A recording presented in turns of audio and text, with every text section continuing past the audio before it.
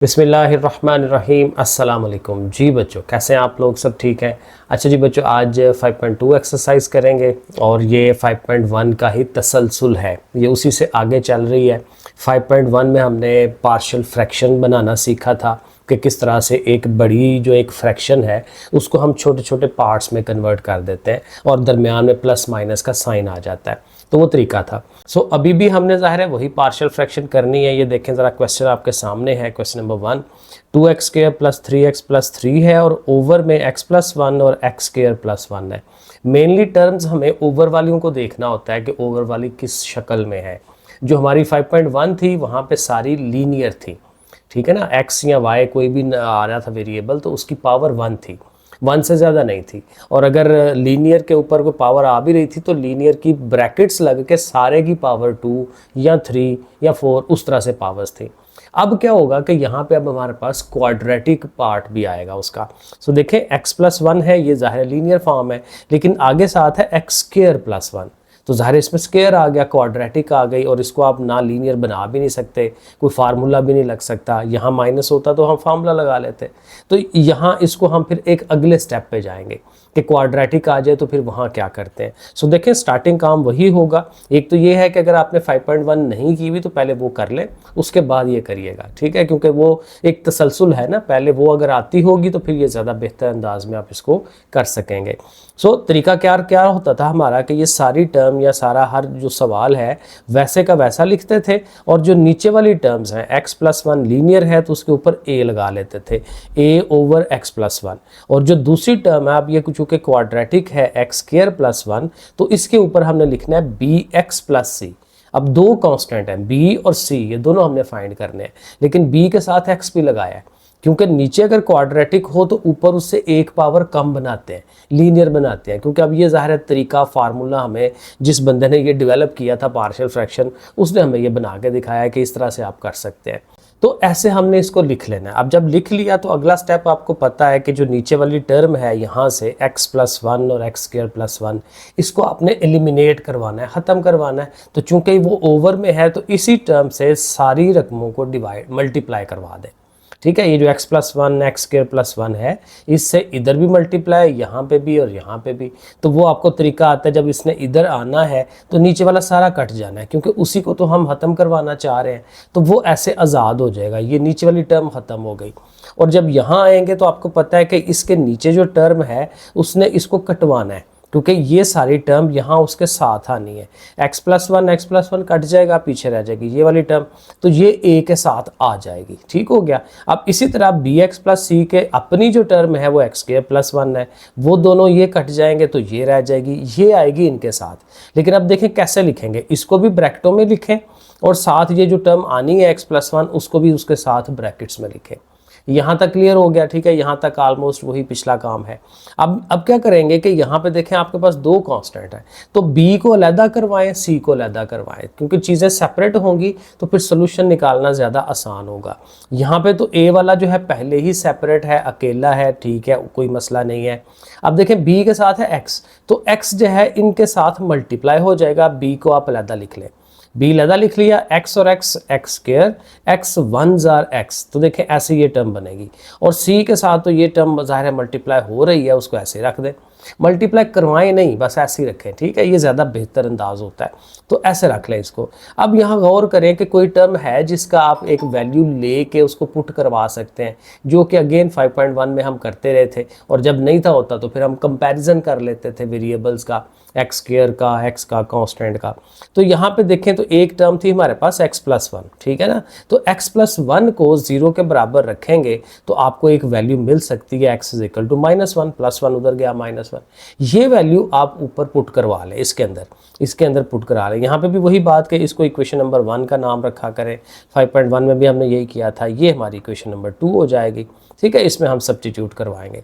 अब जाहिर है कि x प्लस 1 कहाँ पे 0 हो जाएगा, क्योंकि ये दिखना x की वैल्यू जो -1 है वो अगर आप यहाँ पुट कराएंगे इस वाले में, क्योंकि इधर से ही तो वो बनाया है, x+1 को लेके ही तो x की वैल्यू ली है ना, तो वो अब यहाँ पुट कराएंगे तो ये सारी टर्म 0 हो जाएगी, क्योंकि -1 + 1 0 हो जाना है, ये सारा ख़त्म, तो सिर्फ a वाला पार्ट रहेगा।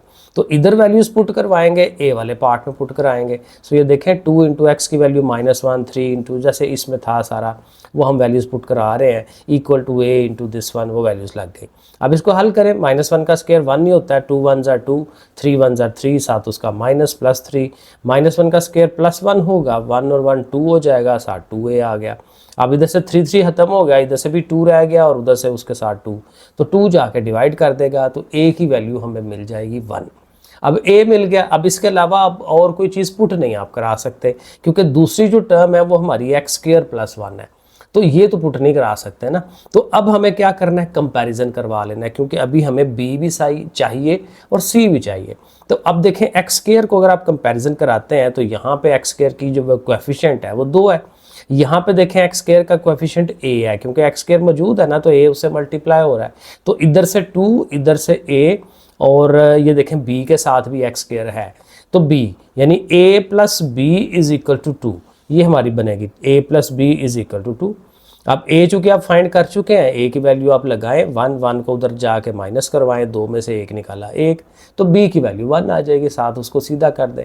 अब c फाइंड करना है, तो c देखें, c जहाँ मौजूद है उसके साथ या तो x है या तो 1 है, तो x का कंपैरिजन करवा सकते हैं या कांस्टेंट का करवा सकते हैं। तो x का अगर कंपैरिजन करेंगे तो यहाँ से इधर से आ जाएगा 3, और इधर x नहीं है क्योंकि ये तो x² और 1 है ना, ये x है, तो इधर से 3, इधर से ये b 1s are b, ज़ाहिर है कि b आएगा, और इधर से c आएगा, b + c = 3, ठीक है। तो ये देखें b + c = 3, और यहाँ पे आप b की वैल्यू लगा लें, 1 जाके माइनस करेगा, 3 में से 1 निकाल लें 2, तो c की वैल्यू 2 आ गई।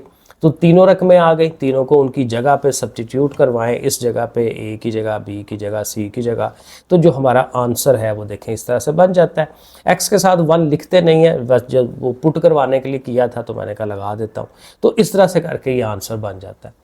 क्वेश्चन नंबर 2, अब बिल्कुल उसी तरह से, क्योंकि एक दफ़ा एक सवाल कर लें तो बाकी उसी की आलमोस्ट फोटो कापी होते हैं। तो क्वेश्चन नंबर 2 देखें, 2x + 1 है, नीचे भी टर्म्स मौजूद हैं, ये लीनियर है, ये क्वाड्रेटिक है, तो वही स्टेप्स करेंगे। जो लीनियर पार्ट है x - 2, उसके ऊपर a लगा लेंगे, इसके ऊपर bx + c लिख लेंगे, बाकी आपको पता है वही सारा तरीका। अब इस टर्म को ख़त्म करवाना है तो इसी के साथ सबको मल्टीप्लाई करेंगे, तो ये इधर से ख़त्म हो जाएगी, 2x + 1, a के साथ उसका अपना x - 2 है वो कटेगा, ये टर्म उसके साथ a के आ जाएगी, और bx + c के साथ जो अपनी टर्म ये कटेगी, x - 2 इनके साथ आ जाएगा। तो देखें ये शक्ल बन गई, bx + c के साथ x - 2, a के साथ ये। अब वही बात कि इसको थोड़ा सा सीधा करेंगे, क्योंकि a वाला पार्ट पहले ही सीधा है, bx और c वाला इकट्ठा है, इनको सेपरेट कर दें, तो b को अलग रखें, x जाके इनसे मल्टीप्लाई होके x² - 2x, और c के साथ उसको अलग कर देते हैं। ठीक हो गया, सेपरेट हो गया, सीधा हो गया। अब अगेन यहाँ से देख लें, एक वैल्यू आप ले सकते हैं, x - 2 को 0 के बराबर रख के आप वैल्यूज लगा सकते हैं, या सीधा पहले से ही कंपैरिजन शुरू कर लें, जैसे मर्जी कर लें। तो यहाँ मैंने पहले कंपैरिजन ही शुरू करा लिया है, क्योंकि अब देखें कंपैरिजन में क्या होगा, एक तो ज़्यादा से ज़्यादा बड़ी पावर x² है, उसके बाद सिंगल x है, उसके बाद कांस्टेंट है, ये 3 कंपैरिजन ही आप करा सकते हैं। तो इधर तो x² नहीं है ना, तो उसका 0 आएगा, इधर से x² का a है, इधर से x² का b है, a + b उधर से 0, a + b इधर से 0। जब x की तरफ से आएंगे तो इधर से देखें x की वैल्यू 2 है, वो 2 लिख ली, इधर लिख लें उधर लिख लें, एक ही बात है। x की वैल्यू 2 है वो लिख ली, इधर से x का 3a, ठीक है ना, ये x है 3a, और यहाँ x है इधर, तो -2b, ठीक है, 3a - 2b, और x के साथ ये c भी है। और इस तरह अगर 1 का कांस्टेंट का भी लेना चाहें तो इधर से 1 आ गया, और इधर से 5a, और इधर तो है कोई नहीं है, और -2c, ठीक है, ऐसे करके। अब देखें डायरेक्टली आप करना चाहेंगे तो मुश्किल हो जाएगा कि पहले जी a को कटवाएं, नहीं आएगा आंसर, तो इसीलिए इसकी हेल्प ज़रूरी है। ये जो x - 2 था इसको 0 के बराबर रखें, x की वैल्यू 2 आएगी, वो 2 यहाँ सब्स्टिट्यूट करवा देंगे। अब 2 सब्स्टिट्यूट करवाओगे ना तो सिर्फ ये पार्ट्स आएंगे आपके, ये ख़त्म हो जाएगा, क्योंकि इसमें x - 2 था, तो यहाँ पे जब वो +2 करवाओगे तो ये पार्ट्स ख़त्म हो जाने हैं, करके देख सकते हैं आप। तो इधर वैल्यूज़ लगाएंगे और फिर हमें a का आंसर मिलना है।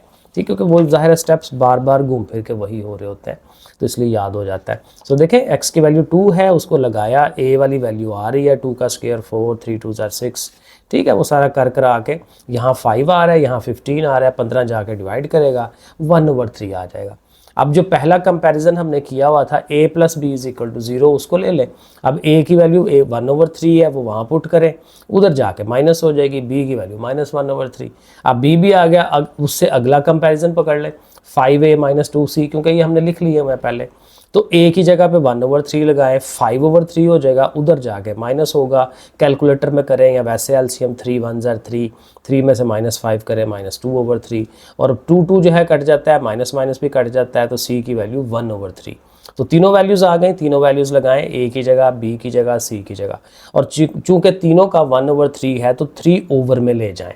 तो ओवर में 3 लिख दें, साथ ये माइनस उसका है, साथ चूँकि दोनों का 3 कॉमन है तो दोनों का 3 बाहर निकाल लें, नीचे ले जाएं, और -x+1 उसने मेरे ख्याल में कैलकुलेट उसे आंसर में किया हुआ है कि माइनस यहाँ कर लिया, कॉमन ले लिया ना इनमें से, माइनस यहाँ रख के तो x -1 कर दिया, इस तरह से करके कोई शक्ल बनाई है, तो दोनों तरह से सही है, ओके आंसर है ये। चलें जी, क्वेश्चन नंबर 3 है 2x + 32 है, नीचे x - 2 लीनियर फॉर्म में है, ये क्वाड्रेटिक है और क्वाड्रेटिक के ऊपर भी पावर है, तो कोई बात नहीं, करते हैं इसको। देखें, पहली बात तो वही कि लीनियर जो है उसको तो आपने इजीली a/x - 2 लिख लिया।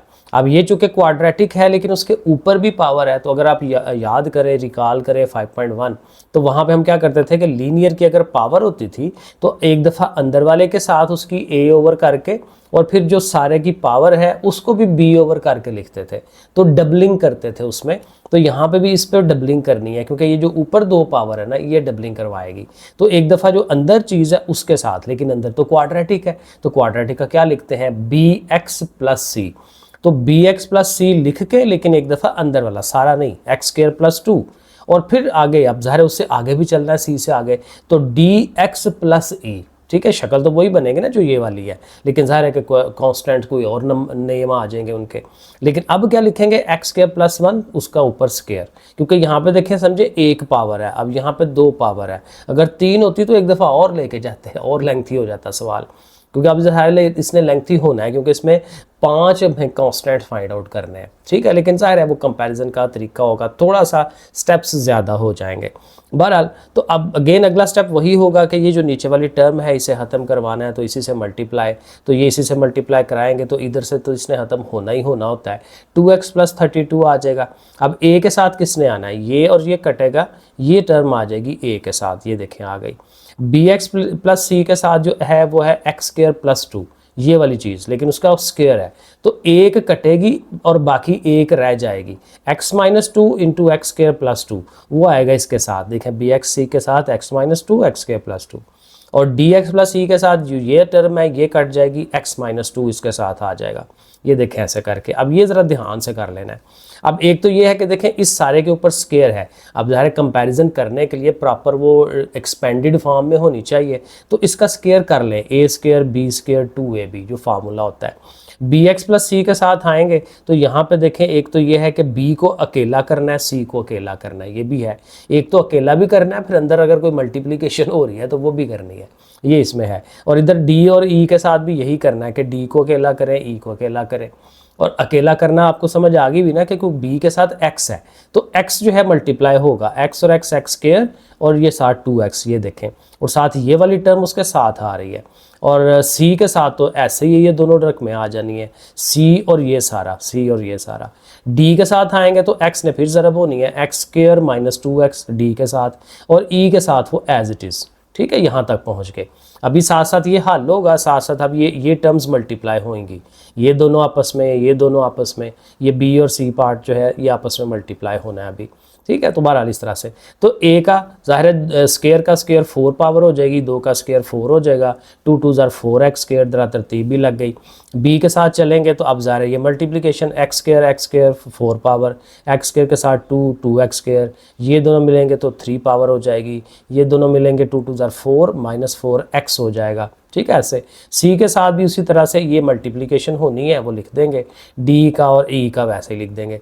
अब ये देखिए प्रॉपर फॉर्म बन गई है, अब आप कंपैरिजन करा सकते हैं। तो ये ज़रा 2-3 स्टेप ज़रा ध्यान से करने हैं, क्योंकि ये सही होंगे ना तो अगले कंपैरिजन वो ज़ाहिर है ईजी हो जाता है काम। अब जरा कंपैरिजन पहले कर लेते हैं। एक तो ये है कि एक सिंगल वैल्यू तो पुट करवाने वाली है हमारे पास, क्योंकि उसी से फिर स्टार्ट लिया जाता है वैल्यूज़ फाइंड करने का, लेकिन कंपैरिजन तो करना ही करना है। तो x सबसे बड़ी पावर देखें, x की पावर 4 है, वहाँ से आप स्टार्ट लें। इधर कोई नहीं है तो देखें उसका 0, इधर x 4 के साथ a है, इधर b है, आगे और कोई नहीं है। a + b = 0। x4 को कंपैरिजन करा रहे हैं। x³ का कंपैरिजन कराएंगे तो यहाँ फिर कोई नहीं है, यहाँ पे भी कोई नहीं है a वाले में, और b वाले में ये -2 है, -2b, ये देखें -2b। और आगे देखें इस c के पास ये है x³ तो +c आएगा और = 0, क्योंकि आगे और कोई नहीं है। ठीक है, इसी तरह से x² के कोएफिशिएंट्स, x के कोएफिशिएंट्स और कांस्टेंट के कोएफिशिएंट्स, ठीक है, ये आपने देख लेने हैं, कर लेने हैं, ये लिख लेंगे, क्योंकि ये एक दफ़ा लिखे हों तो फिर हमें ज़रा नज़र आ रहे होते हैं कि ये कहाँ पड़े हुए हैं और किधर किस वाली इक्वेशन को हमें यूज़ कर लेना है।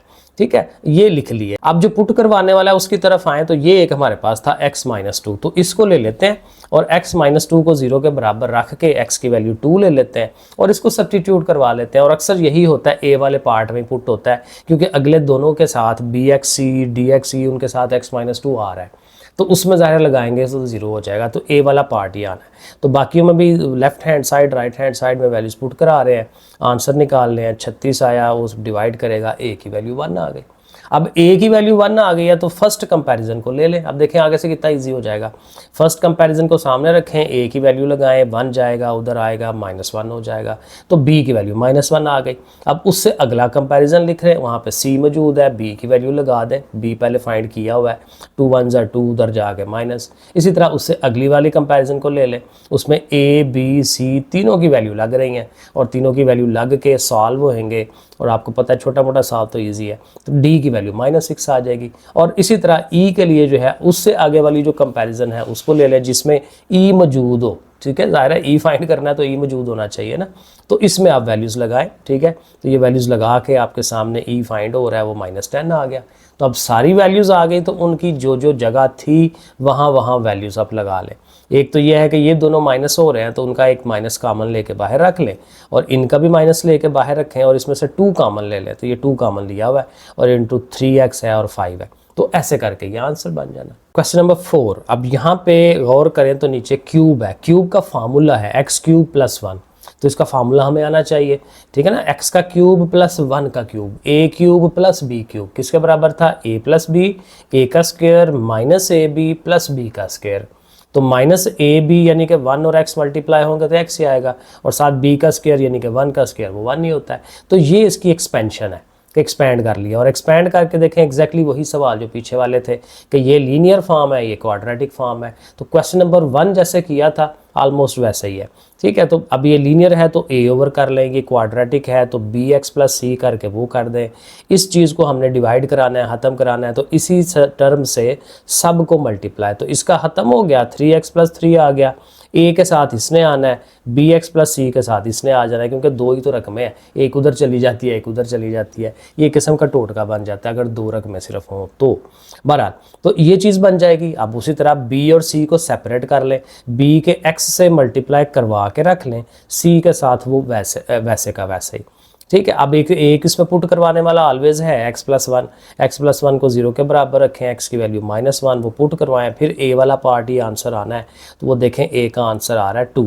ठीक है, अब कंपैरिजन में जाएंगे तो x² में आए, यहाँ पे 3 है, यहाँ पे a है, यहाँ पे b है, तो a + b = 3, और a चूँकि फाइंड कर चुके हैं तो 2 लगाएं, उधर माइनस करवाएं, b की वैल्यू 1, और जब आप x का कंपैरिजन कराएंगे तो यहाँ पे तो है नहीं, यहाँ पे -a, यहाँ पे +b + c।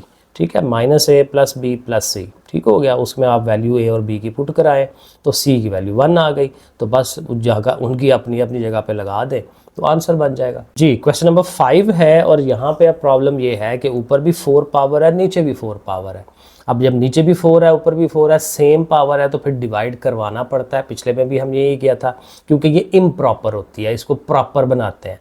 प्रॉपर में ऊपर पावर कम होनी चाहिए, तो कम नहीं है, बराबर है, या ज़्यादा है तो वो इम्प्रॉपर है। तो बहरहाल ऊपर वाली को अंदर रखना होता है, नीचे वाली से डिवाइड करना होता है, चाहे वो छोटी लग रही है, लेकिन बहरहाल करना तो उसी से ही है।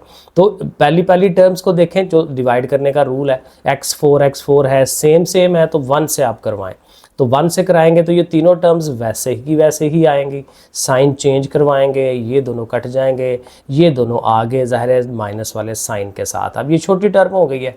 अब इसको लिखने का तरीका क्या होता है, 1 कंप्लीट दिस ओवर दिस, ठीक है, ऐसे लिखते हैं ना, एक मुकम्मल और ये ऊपर और ये नीचे, तो एक मुकम्मल ये वाली टर्म ऊपर और वो नीचे, ऐसे करके उसको लिख लिया। ठीक है, अब ये देखें नीचे अगर आप गौर करें ना तो ये फार्मूला बन रहा है, क्योंकि x की पावर 4 है ना, तो x स्क्वायर का स्क्वायर होता है, ये 1 का स्क्वायर है, ये 2 इंटू फर्स्ट और इंटू सेकेंड है, ये basically a square b square 2ab है फर्स्ट फार्मूला। तो ये किसका स्क्वायर है, x स्क्वायर का स्क्वायर, ये 1 है, तो एक्स स्क्वायर प्लस 1 का होल स्क्वायर ये बन जाता है, क्योंकि अगर आप इसको एक्सपैंड करें तो एग्जैक्टली यही शक्ल बनती है। तो इसको बनाएं, क्योंकि ये तो 4 पावर वाला तो तरीका ही कोई नहीं है हमारे पास जिसको पार्शियल फ्रैक्शन बना सके, तो ये शक्ल बनानी ज़रूरी है। तो ऐसे कर लिया। अब इसको इक्वेशन नंबर 1 कह लें, क्योंकि हमने इस वाले पार्ट को हल करना है, ऐसे हमने किया था 5.1 के अंदर भी। ठीक है, तो जब डिवाइड करते हैं तो फिर और थोड़ा सा स्टेप ज़्यादा हो जाते हैं। तो इस वाले को आप अलहदा से, इसको इक्वेशन नंबर 1 कह लिया ना, अब इसको अलहदा से लिख के, ये देखें हमने अलहदा से लिख लिया, इसके हम फिर पार्शियल फ्रैक्शन बना लेंगे। अब इसमें तो कोई लीनियर है ही नहीं है, सिर्फ क्वाड्रेटिक है और उसके ऊपर भी स्क्वायर है। तो फिर अभी जैसे पीछे किया था कि एक दफ़ा अंदर वाले के साथ लिखते हैं और एक दफ़ा सारे के साथ लिखते हैं। तो ax प्लस बी एक दफ़ा अंदर वाले के साथ और cx प्लस डी एक दफ़ा सारे के साथ। ax प्लस बी क्यों लिखा है, क्योंकि ये क्वाड्रेटिक है। ठीक है, इस तरह से करके अब वही बात कि जी नीचे से इसको ख़त्म कराना है, तो इसी टर्म से सबको मल्टीप्लाई, तो इसका तो ख़त्म हो जाएगा, ऊपर वाला आ जाएगा। अब इसमें गौर करें तो एक्स स्क्वायर प्लस 1 है, इसमें होल स्क्वायर है, तो एक कटेगा एक रह जाएगा, तो ए एक्स प्लस सी के बी के साथ एक्स स्क्वायर प्लस 1 जो है वो आ जाएगा। अब इसके साथ तो सारे का सारा ही कट जाना है उसका, तो सी एक्स प्लस डी अकेला वैसे ही आ जाएगा, इसके साथ कुछ भी नहीं आएगा। ये आसान हो जाएगा ज़्यादा, क्योंकि ज़ाहिर इसके साथ है ही कुछ नहीं है, तो आगे से सॉल्व करवाना आसान है। तो बहरहाल ऐसे लिख लेंगे। ठीक है, अब इसको थोड़ा सा इस साइड को तो थोड़ा हल करना है, क्योंकि ए को अकेला करना है, तो एक्स से मल्टीप्लाई करवा दें उनको और बी के साथ वैसे ही लिख लें, क्योंकि सारे अलग-अलग होने ज़रूरी हैं, ए का अलहदा, बी का, सी का, डी का, सी के साथ ये एक्स है।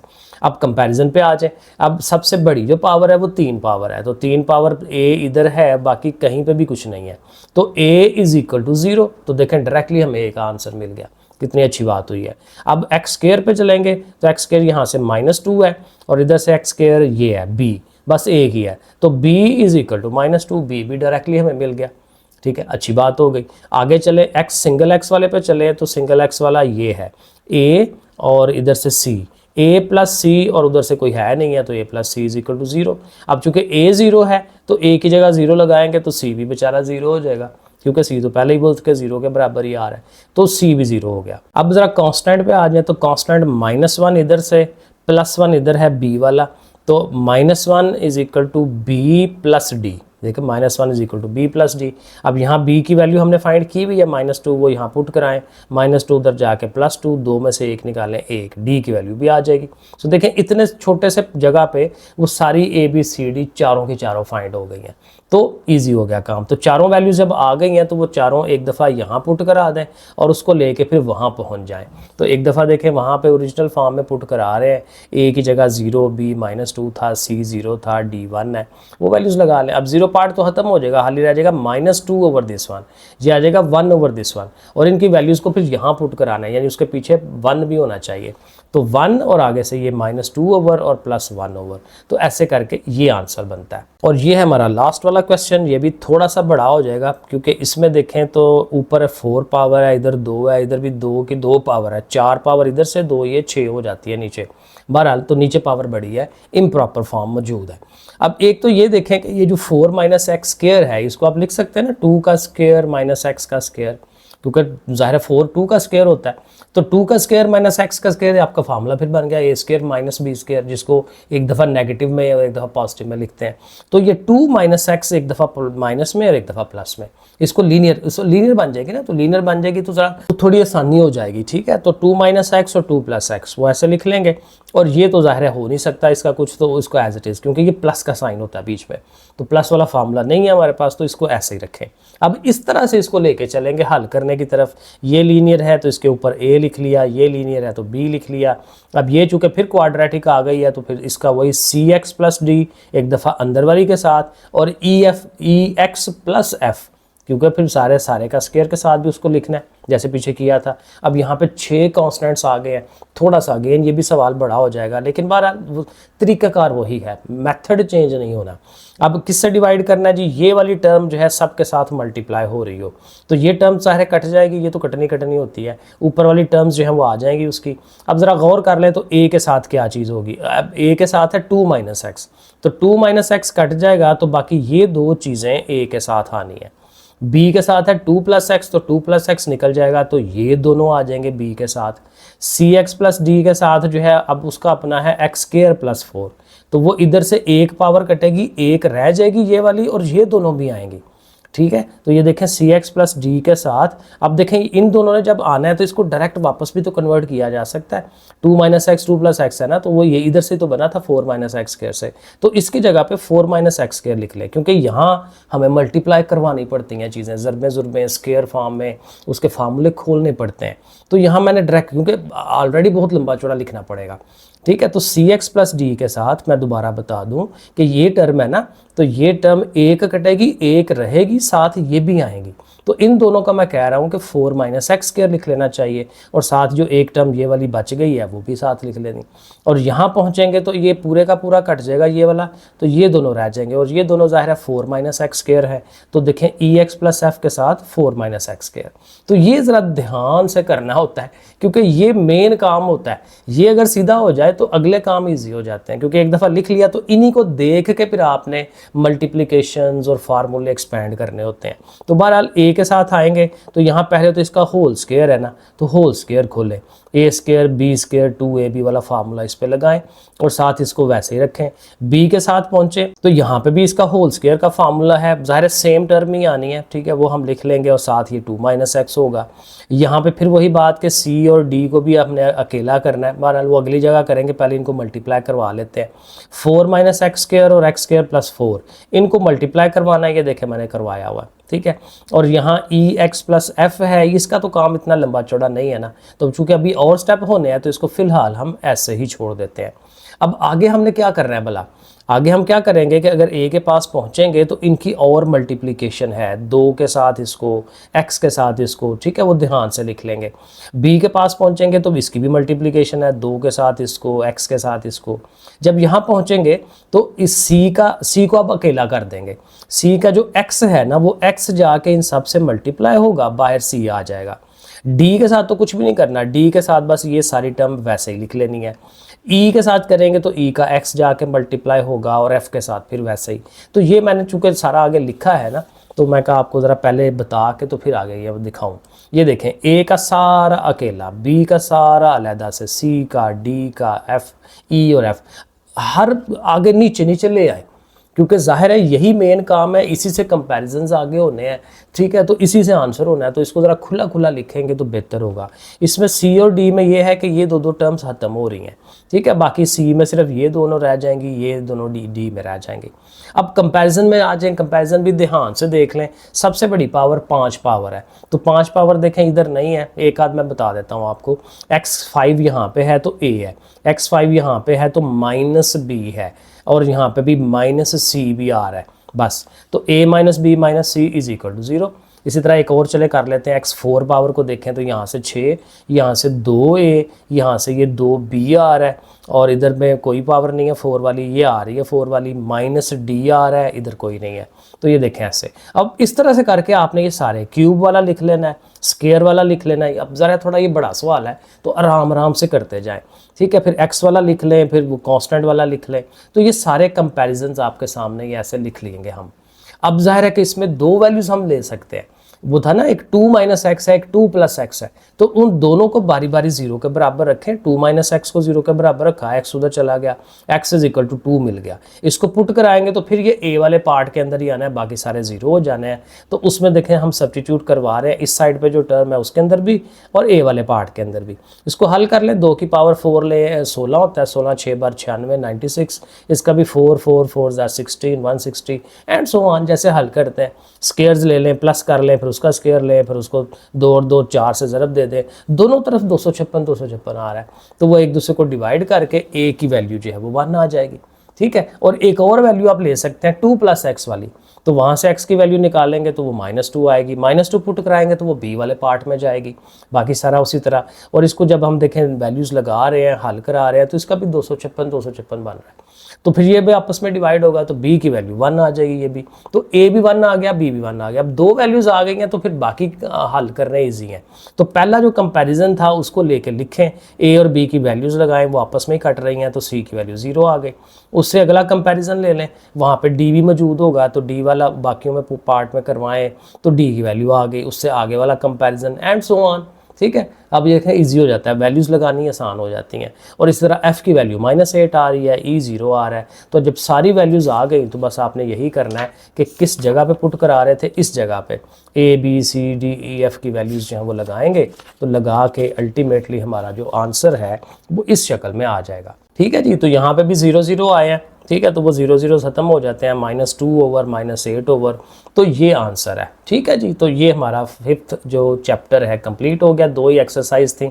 अब मेरे ख्याल में एक दफ़ा पहले हम 10th चैप्टर जो ट्रिग्नोमेट्री है वो कर लेते हैं, क्योंकि अक्सर बच्चों ने ट्रिग्नोमेट्री शुरू की हुई है कॉलेजेस में। तो ट्रिग्नोमेट्री के 2 चैप्टर हैं, 10 और 11, वो करके तो फिर हम इंशाल्लाह फिर ये 6 की तरफ आ जाते हैं। ओके फिर बच्चों, फिर अल्लाह हाफिज़।